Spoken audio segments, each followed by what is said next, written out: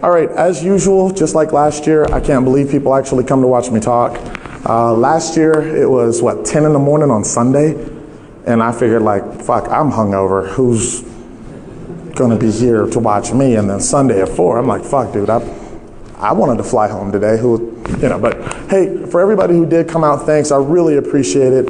And just like last year and every year, I've been coming to DEF CON. I fucking love this, man. So I appreciate everybody who came out. All right, so this year's talk is you spent all that money and you still got owned. So I've been doing a lot of pen testing, and I'm going all over to all these different countries in pen testing, and I'm running up against all these different defensive things. Application firewalls, WAFs, and IPSs, and NAC solutions, and we're still giving them the beatdown, pretty freaking bad. And then in a lot of cases, I roll out, and I get into the middle of the pen test, and that shit turns into incident response. It's like, dude, you're already fucking owned. Fuck. So that was kind of the topic of this, so let's do it. So, who am I? Network, application pen tester dude, trainer, AKA the black guy at security conferences. Everybody who always wants to know, I'm like, dude, that's me. Yes, that's me. All right, and then how do I do my thing, man? I hack, I curse, I drink. The order changes, but it's all the same. So if you don't like people who say the word fuck, you might want to get up and leave. Okay? All right, so I always do this because, it's that nostalgia, especially since I'm here at DEF CON, man. Let me take you back, all right? So this is 10 years I've been doing this DEF CON thing, man. And for me, back in the old days, man, pen testing was easy. So we would just tell the customer, hey, dude, we're security people. And the customer would be like, oh, okay. Whoa, damn. The security people are here. And then we would break out our open source tools like Nessus. Who remembers when Nessus was free? Shit. So we would break out our shit, man, and it would be like, yo, they're coming in here with Nmap and Nessus and all this open source stuff. And then we would go out, hit our websites like rootshell.be, PacketStorm. Anybody? Who's with me? That's what I'm talking about, right? The good old fucking days when you would just yank down your shit, fucking compile it and be like, yo, fuck, I need these libraries from over here, and then / the fucking planet and just drop shells every fucking where. So then we would take screenshots and be like, yo, man, we gave your network the fucking beatdown. Here's the report. Right? And then after that, it was like this. Remember that shit? Remember that shit? Your network fucking sucks. Pay me. Well, today, man, everybody's a CISSP. And then, do you guys go through this? The dude who hires you thinks he knows more than you. And, sometimes he actually does. But, fuck, why'd you hire me then? So he's like, well, we're doing this, we're doing this. We've got the IDS, we got the IPS, we got the NAC, we got the WAF, we got the this, we got the that. So I'm rolling out there, and I'm like, this is some bullshit. So let me walk you through a little story. Now, anybody who does my talks knows that I always got a story. So, story. I'm pen testing this client about 1.5 years ago. I get out there, and the customer's like, okay, Joe, well, you've already been auditing these subnets. Can I get you to go over to this subnet and do a VLAN ACL audit? Okay, now, have any of you ever done a VLAN ACL audit? Okay, well, you guys are smarter than me, because I had never done one. So I'm back there, I'm like, what exactly do you want me to audit? He was like, well, audit the VLANs. So, all right, I go over and I look at the config, and I'm sitting with the network admin, and they've got, for 300 users, 90 VLANs. Now, I'm having a moment. I'm like, how the fuck you got 90? I mean, you ain't even got... So I'm like, all right, cool. I'll tell you what.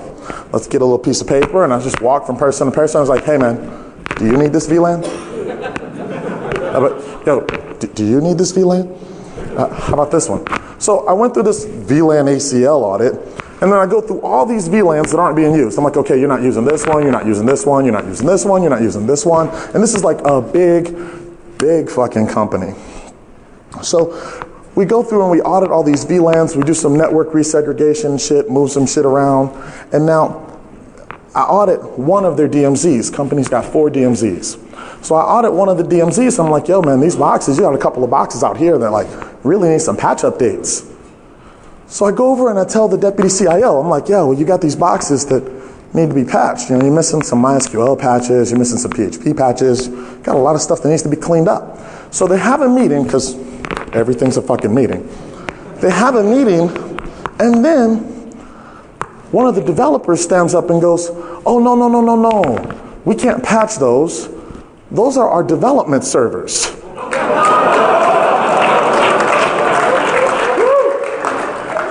And I'm like, is this shit passing the common sense test? You got your fucking dev servers in the DMZ? Like, it gets better. So I'm out there and I'm working with the client a little bit more, and I start to do my little pen test thing, and I drop a couple shells. I'm like, oh man, this network is fucked up because it's too easy to drop shells. Client says, well, how come our IDS didn't catch you? And I was like, there's an IDS?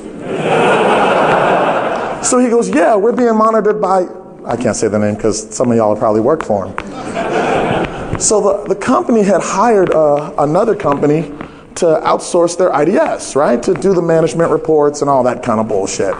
So we go over and we go look at the box. I'm like, well, yo, man, do I have creds on the box? Mind if I just take a quick look? So to give me creds on the box, I try to log into this fucking thing, and this thing takes like fucking 2 minutes to log in. Over SSH. I'm like, what the fuck? So I log in, and I'm like, this bitch is slow as hell. So I run check rootkit. This motherfucker's got 4 rootkits on it.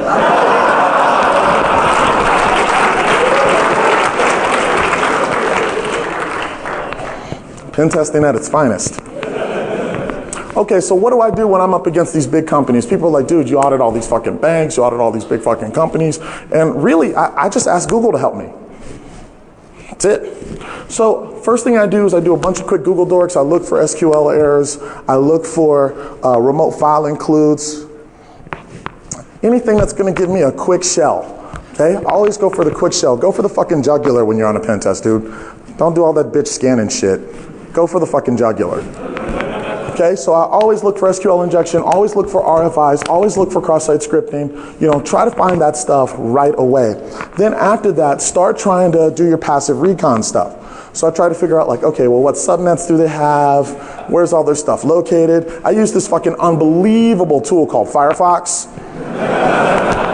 Fucking unbelievable, man. You would be amazed at what it can do. So passive recon is one of the tools that I use, something you really got to try out. I'm sure most of you guys are already using it. Definitely got to try that out. Maltego, definitely the shit. Definitely got to use that.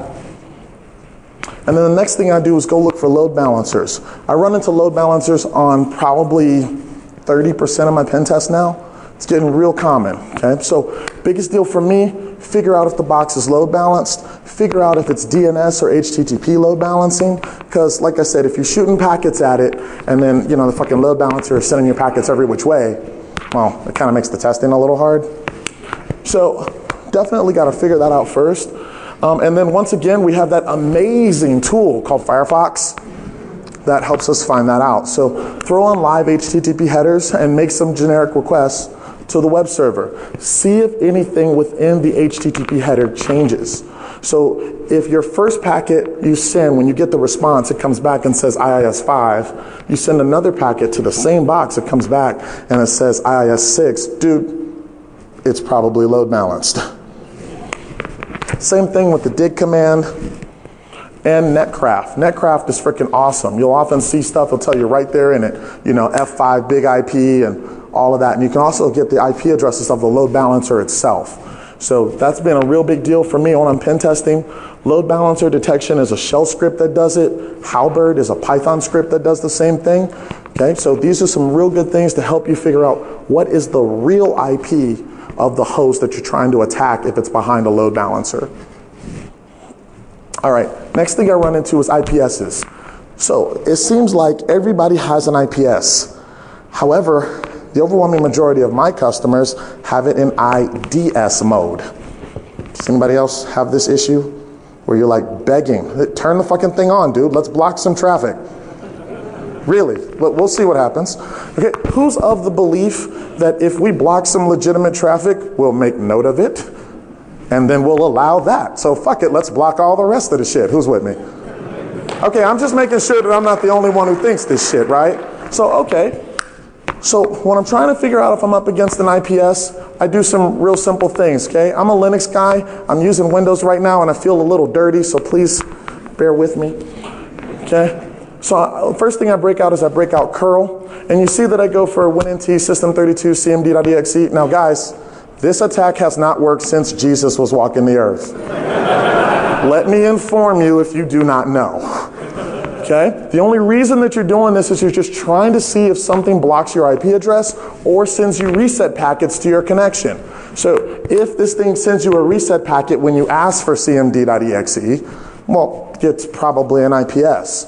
If it blocks your IP address, it's probably an IPS. See, it's like unbelievable deductive reasoning here, right? So some guys from purehacking.com came up with a tool that does this, active filter detection. The Aussies in the house.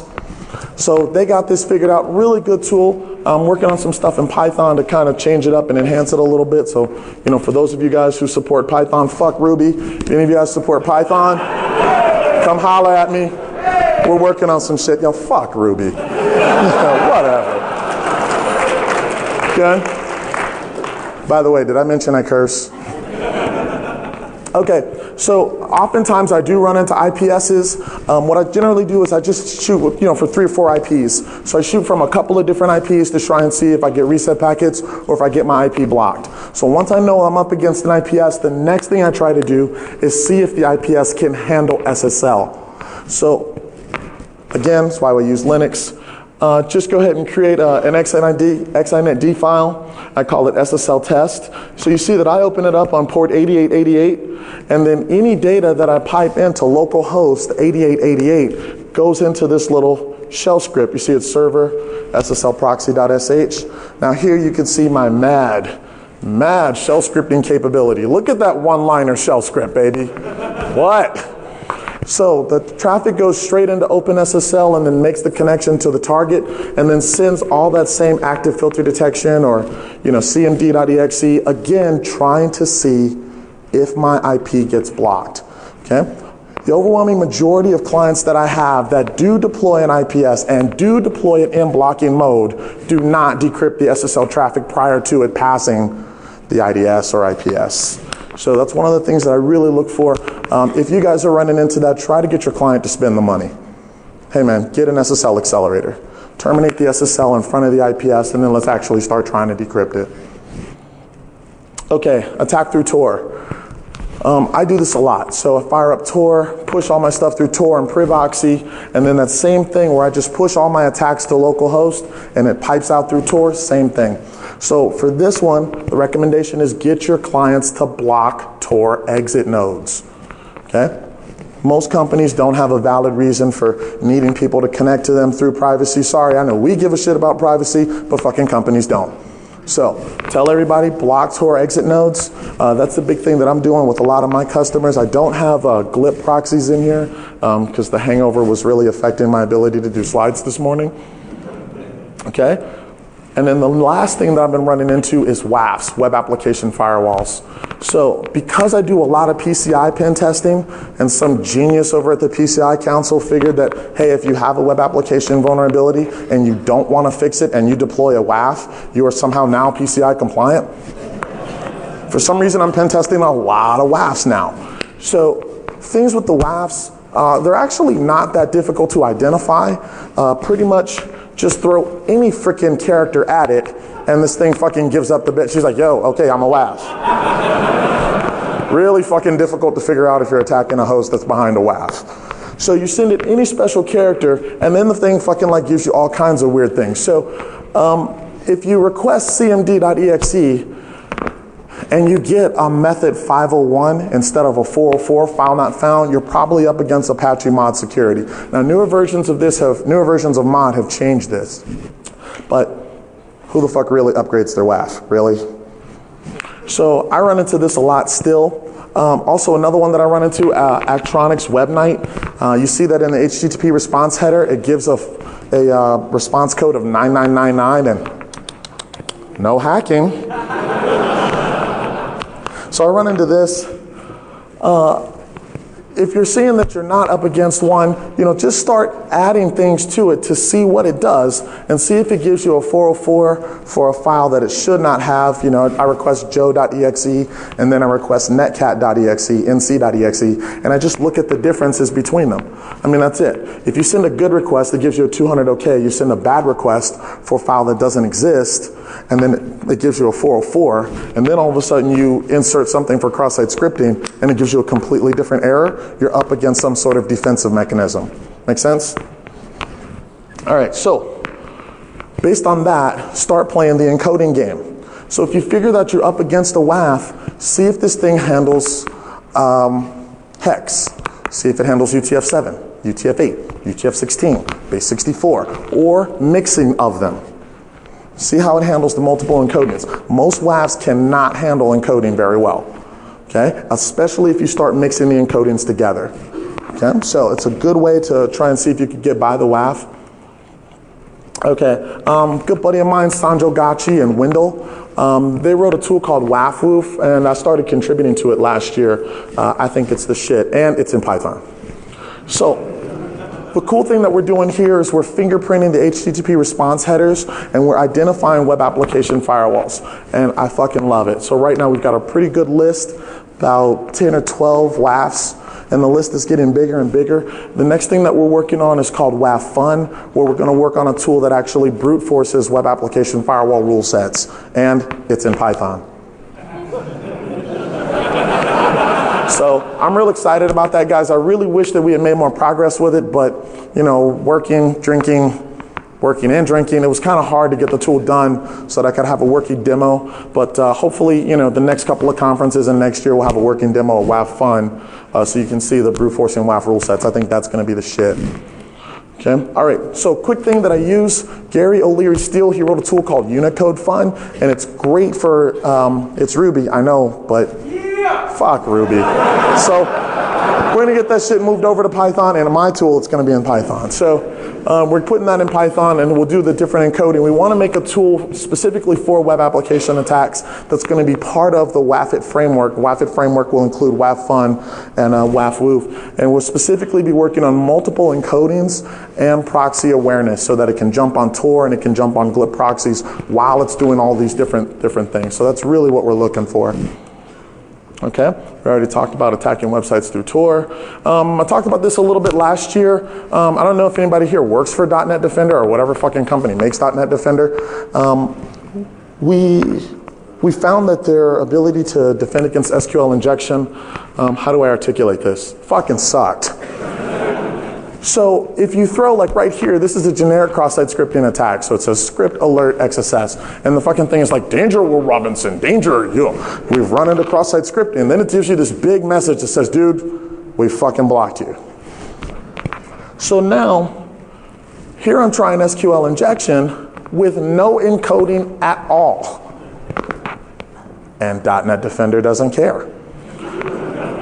So they block some SQL injection, specific statements like the word select. This is the height of IDS and WAF technology, right? I'm going to block the word select. So if you encode it in Unicode, you walk right by it. So they decided to fix this last year, but they didn't fix any other encoding. So if you use any other encoding, you still walk by the thing. Does anybody work for this company? If you do, please holler at me like when I get off stage, because I don't get it, dude. Okay, and yeah, that's still me dumping the admin password hash with no encoding at all against .NET Defender. Sorry, dude. Fix your shit. Okay, so biggest things that I'm doing now, getting into the land from the web. It's getting harder. It's getting harder, but it's still possible. So SQL Ninja, the dude Ice Surfer who wrote this tool, it's in Perl, but I'm not hating him for that because I was a Perl monkey, but I've seen the light, which is Python 3. I am gone, I am gone, I am gone. But his tool works really well. You can upload Netcat, Interpreter, DNS Tunnel. Great support for that. So I really think that's a good project. And then he just released an upgrade not too long ago. Okay, SQL map, especially since it's in Python, fucking rocks. Okay, it allows you to upload interpreter shell, and it has its own OS shell that you can fucking drop. It's freaking awesome. So you can just, go right at it, and it drops to where it says OS shell, and you can just do your operating system commands, ipconfig, netstat, or whatever, or you can go straight to an interpreter shell. I use this a lot. Still works. Okay, all right. We have to focus on the important stuff. The important stuff is not getting caught, okay? We're officially going to title this section of the talk, Don't Be a Tiger. Okay? The goal when you're doing this is not to get caught. I don't know. Who thinks Tiger's a punk?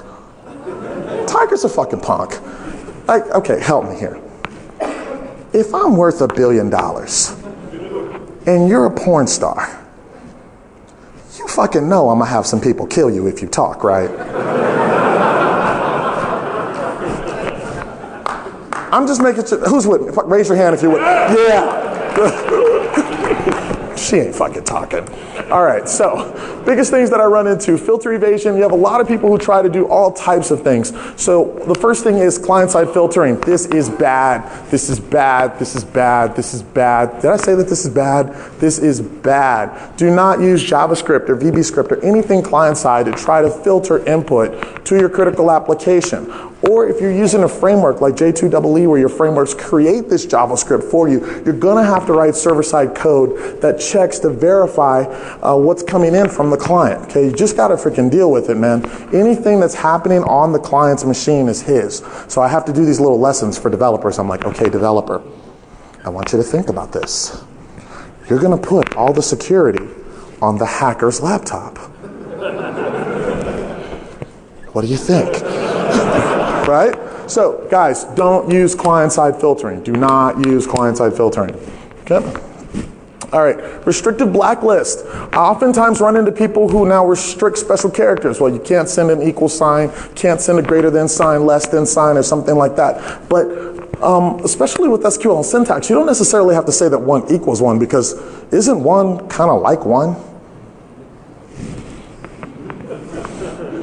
2 kind of like 2? Rum and Coke kind of like rum and Coke? Just a thought. So SQL injection actually does work without special characters in a lot of cases. Okay, and then the IDS. Now, how many of you have this as your mouse pad? Come on, I'm with the nerds. I'm with the nerds. I'm with the nerds. So you got to have your ASCII decimal chart, hex chart, break it out as your mouse pad, or what I just learned the other night while unbelievably drunk, drop to a shell and type man ASCII. That shit fucking worked. I was like, damn. Drop to a shell and type man ASCII and the shit is right there? Fuck, dude, that's cool. So, when dealing with the IDS, okay, so we've got alert, TCP, any IP coming from any port, going to our web servers on our web server ports. We're looking for specifically tick or 1 equals 1. Okay, how many hackers are we really going to catch with this one? So let's think about it. Does 2 equal 2? 40 ounce equal 40 ounce? Huh? Most definitions of. Okay, so a lot of what I'm running into, when you actually take the time to sit down and read a lot of these IDS rules, you're like, good God, man. So yes, this is my opinion of IDS.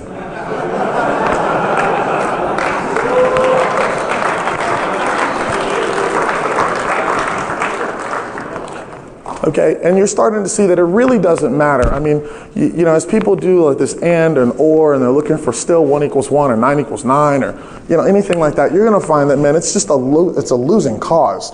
And thank God, SQL map does all this obfuscation that I'm showing you up here by default, and it's in Python. Okay, so the same thing that I'm showing you here where I did my OR2 and select user, where in this case I put the entire thing in hex. Okay, you can do this in Unicode, you can do it in UTF-7, UTF-8, UTF-16, all these different, you know, encodings. It doesn't matter. Base 64, it doesn't matter. Okay, this stuff works. It works at getting by a lot of IDSs and WAFs. Okay, last thing. The one product in the PHP space that I think is absolutely the shit is PHP IDS. I think it's fucking cool as shit.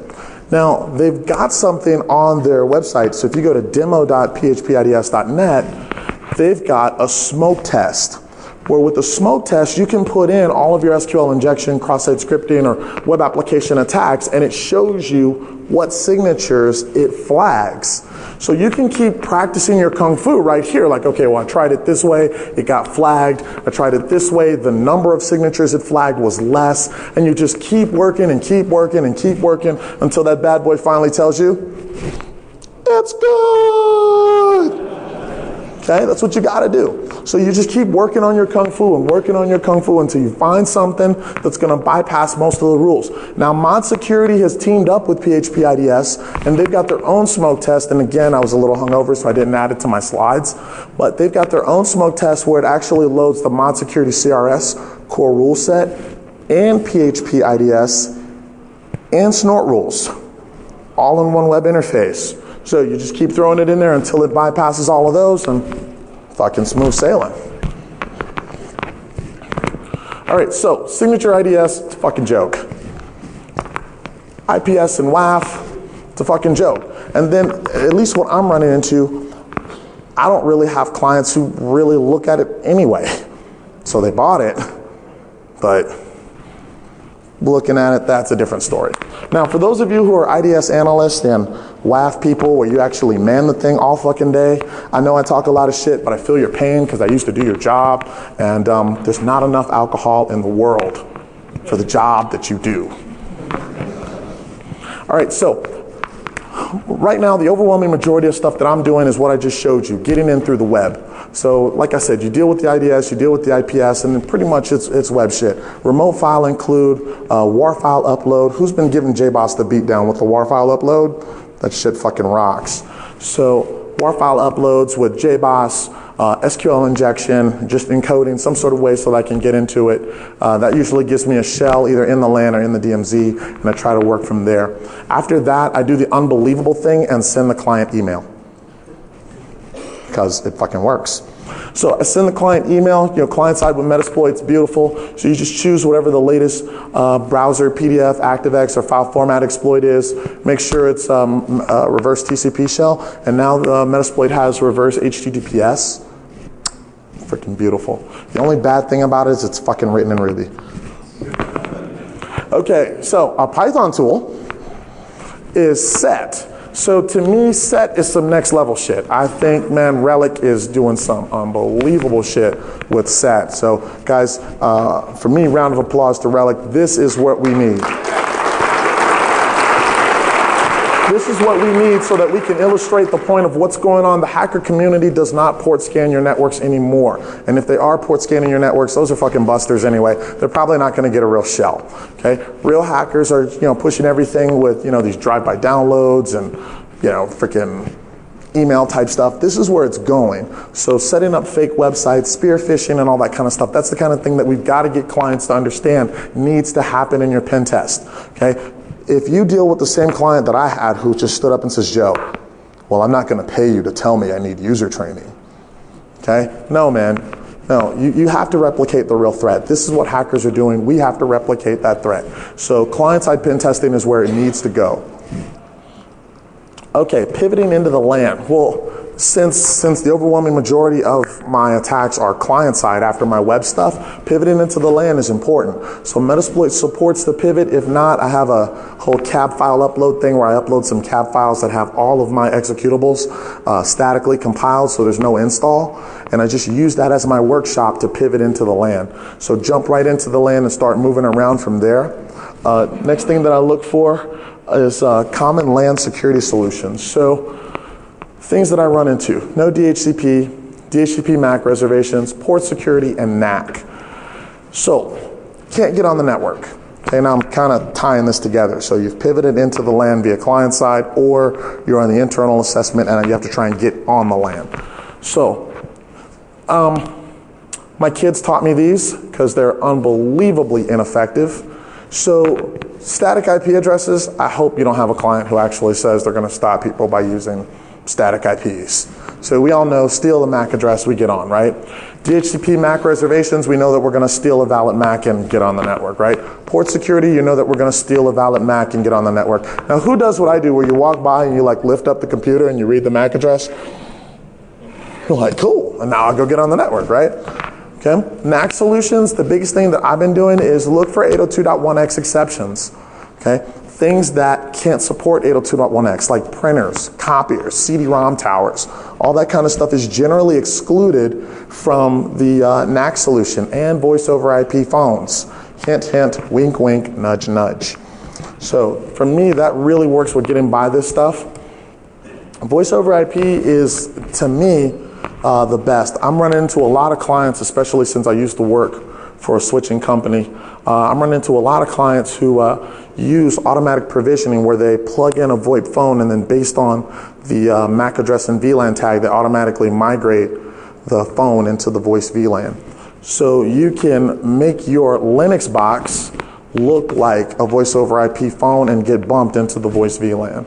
So this is great for getting past NAC solutions. And then generally, you know, since most of your clients, all of your phones need to talk to the call manager, you can talk straight into the internal DMZ where all the servers are, because the call manager's right with all the other servers. It works beautifully. Okay, there's a tool called VoIP Hopper that automates this. So if you guys are liking that, just jump right on VoIP Hopper, voiphopper.sourceforge.net, jump you right into the LAN. All right, once I'm on the LAN, things that I generally do, I need to figure out who's the domain admin. Remember, we go for the fucking jugular, right? Figure out who's the domain admin. So that's what all these net commands are. So see my environment variables, that's what the set's for, and then do the net view domain, net user, net local groups, figure out who's in what groups within the network, so that we can try to attack his machine. Now, if we're able to get local admin or local system, that's even better, because the next thing that I do is I look around the network for that specific user on that machine. So you just script all these different things to look around the network to figure out where that domain admin's box is, especially if you've already got local admin or local system. So you find where his box is and then jump on his box. Once you jump on his box, you can also use PSExec shell. So once you jump on his box, that's when I start looking to escalate privileges. So escalating privileges is one of the things that I think is really hot. On Windows XP, the old @ trick still works, even up through Service Pack 3. Who uses that? @/interactive cmd. Beautiful. So that works, and I ran into this on a bank pen test. So you're seeing that I had to kill McAfee, I had to turn off the HIPs, turn off Intercept Agent, turn off Fire PM, and then I had to use all this PS kill to unhook all of this other stuff that's running. Last thing that I didn't get on my slide, someone asked me about, because they were like, well, when you do that with McAfee, the first thing you need to do is escalate to system, right? Same thing works for Symantec endpoint protection. You have to escalate to system so that you can start trying to kill all this stuff off. So you kill all this stuff off, and after a while, it restarts. So you'll have to unhook the DLLs that are in memory to stop that. Okay, and I didn't put that in my slide, but if you holler at me later, I'll give you the syntax to do that. Okay, another trick that I just learned about McAfee was there are names of excluded files, specifically by name, not by hash or anything like that, of files that are excluded from McAfee antivirus. So they won't be protected by the buffer overflow protection and the whole bit. I thought that was freaking beautiful, man. I can't wait to use that. So holler at me if you guys want that, because I thought that was fucking sweet. Okay, so killing the HIPs as system with Metasploit, now they've got something called get system. Fucking rocks. So you can just write on Metasploit, say get system, and it'll pop you straight to system using one of the 4 methods, that name pipe, token duplication, or kitrot pod. Okay, and then the last thing that for me has just been the best is owning the domain. So as soon as I can get to the admin's box, then I'll use that token stealing and just try to take his creds. So impersonate the domain admin, and then you'll see me create a user group and add them to the domain admins group. So for me, that's been working great. Okay, defense. All right, so everything I talked about today, I've got these like 1-page or 2-page walkthroughs of how to do the attack and how to defend against it. So if you guys want that, just holler at me, I'll give you that. A lot of customers have been asking me for a lot of that kind of stuff. Just let me know, it's too easy, I'll hook you up with that. And then if you want to get in touch with me, holler at me. Okay, that's all I got. Does anybody have any questions?